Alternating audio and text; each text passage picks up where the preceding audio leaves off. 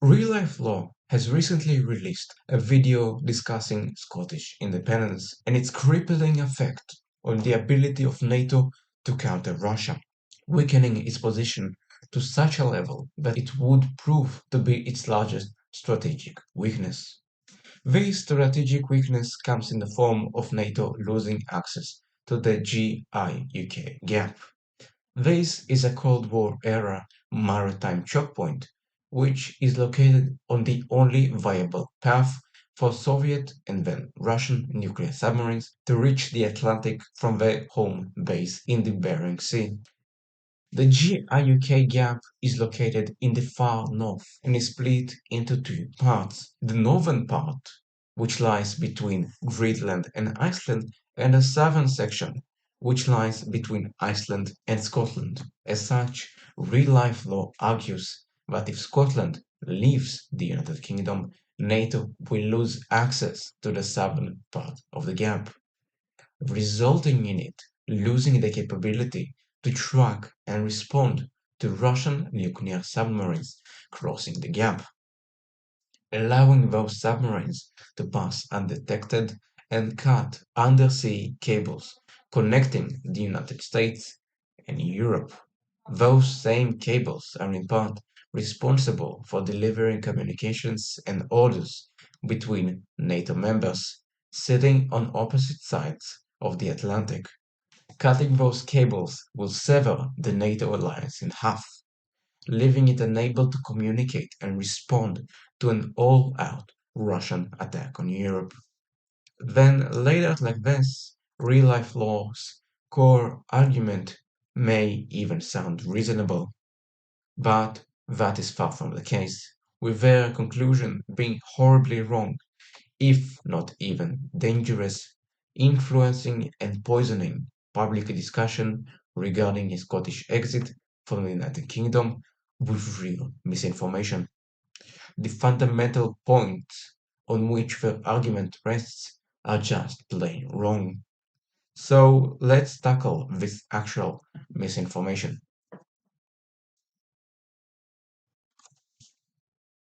Let's start with the key point of this video, upon which the entire scenario is based off, it being the claim that if Scotland were to leave the United Kingdom, it won't join NATO. This is supposedly because Edinburgh will adopt a pacifist approach after its independence and refuse to join NATO. And if it were to decide to join NATO, it will be difficult and time consuming, all the while giving the Russians free reign over the Atlantic, as the GIUK gap lies outside of NATO hands. This is plain wrong. First of all, NATO enjoys overwhelming support in Scotland, with over 75% of Scots approving of it and considering it important towards their national security, with its support only growing since the start of the Russia-Ukraine war. NATO enjoys more support than leaving the United Kingdom and re-entering the European Union. So, if Scotland were to become independent, NATO may even be the first multilateral organization it will attempt to join. But there still will be a gap between Scotland leaving the Union to it joining NATO. But this gap is self-afflicted. It can be easily closed, considering that Edinburgh can simply allow NATO and the United Kingdom to keep operating their bases in Scotland. If NATO can keep operating its bases, it doesn't lose access to the GIUK gap and nothing changes. NATO won't lose surveillance of the GIUK gap and it still will be able to rapidly respond to Russian nuclear submarines attempting to pass through the gap. So even this grace period won't challenge NATO's ability to protect the Atlantic. There is another key point in RealLifeLore's video that I've yet to mention as far, regarding the future of the second strike capability of the United Kingdom and NATO's quick response capability in the GIUK gap, which are inherently linked together. The United Kingdom is one of the three nuclear powers of NATO, and its nuclear submarines are capable of deploying nuclear missiles. giving it the ability to strike back at an enemy firing its nukes upon it from an unknown location, which may even be right next to its shores or halfway across the planet. Those nuclear submarines require bases of operations, which are all strategically located in Scotland, to provide quick response capabilities against any Russian submarines passing through the GIUK gap. The leading party of Scotland, the SNP, which is pro-independence and headed by Nicola Sturgeon, have a history of opposing nuclear weapons. So if Scotland were to gain independence, as RealLifeLore claims, it will kick out the United Kingdom's nuclear submarines.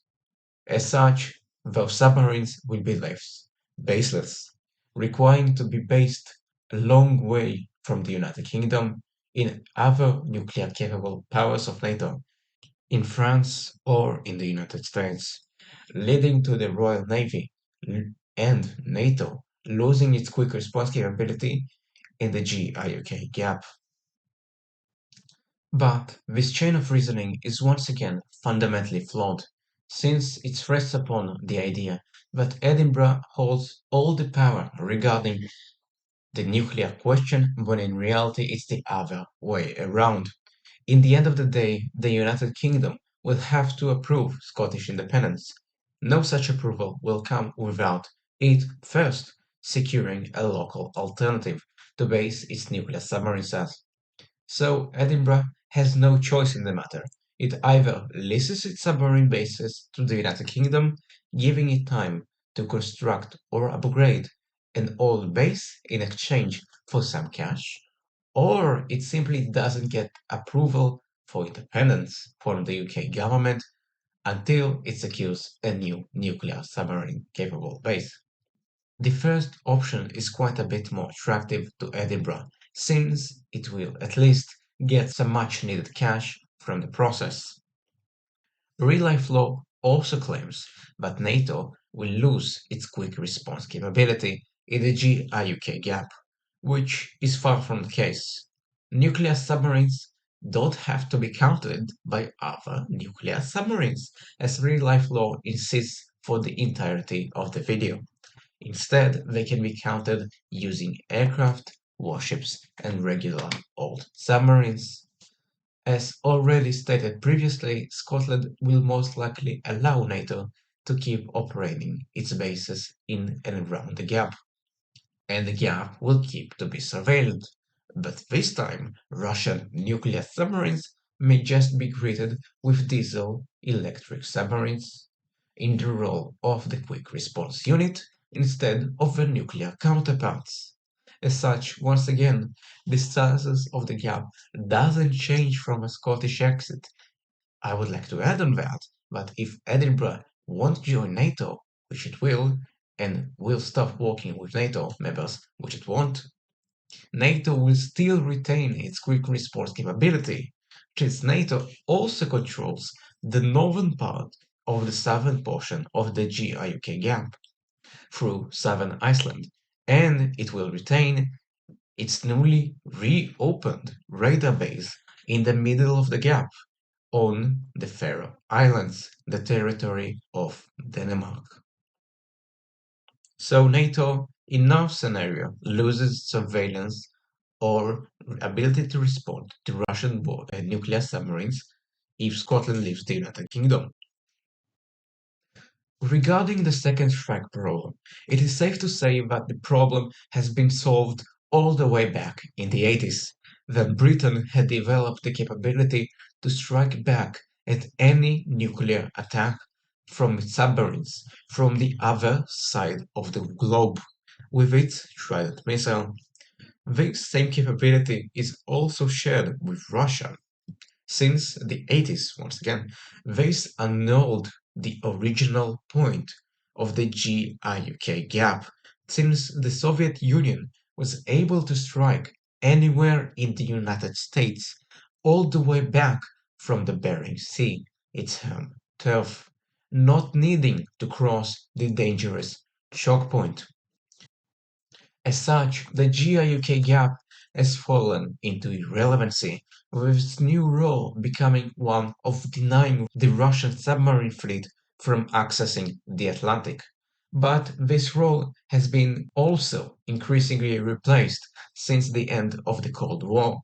The Russian submarine fleet is based out of the far north in Murmansk, and all of its submarines wishing to pass into the Atlantic have to first navigate next to Norway, a NATO member. Norway has a capable navy and holds the ability to base nuclear submarines in close proximity to Russia. Those bases allow NATO to quickly disable the Russian submarine fleet and its primary naval base before it can even attempt to cross the GIUK gap. This ability is now considerably strengthened, with Sweden and Finland joining NATO, drastically increasing its presence near Russia's most important naval base, leading to the gap losing even more of its previous functions and once again, relevancy. As such, Russia simply won't be able to sever undersea cables in the Atlantic since its submarines will be intercepted long before they can reach it, and as such, its ability to wage war in Europe also decreases as it's unable to cut communications between the NATO partners. So no, Scotland leaving the United Kingdom won't endanger NATO. NATO's ability to counter Russian nuclear submarines only grows in time, and the United Kingdom will just construct new bases for its nuclear submarine fleet, while Scotland leases its bases to it. So we close off this video with all the key points of the original real-life law video being disproven. Joseph, you and your team have the ability to influence the opinion of hundreds of thousands, if not millions, of people. Please keep that in mind and consult with experts in the appropriate field when researching a script to save yourself from losing your reputation to things like this happening all over again. Joseph, you have a lot of power. Please use it responsibly.